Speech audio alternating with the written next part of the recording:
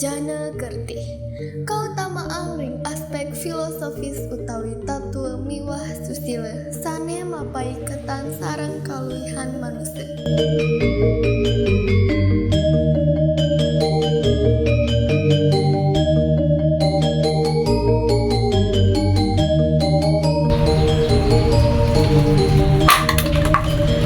Andin, kudang utang lu sembarangan, duduk malu lu nih. Oh, nah.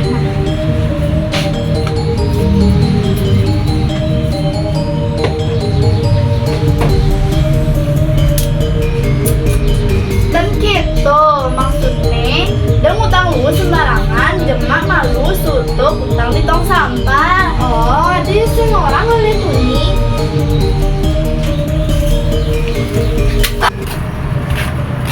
Kahajeng bulan bahasa Bali, Jana Kerti.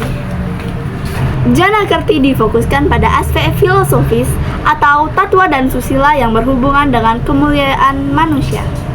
Jana Kerti diartikan sebagai perilaku yang mulia dalam membangun upaya manusia berperilaku sadugunawa.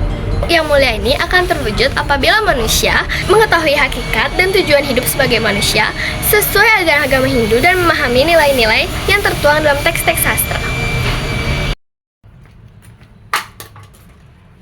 Andin,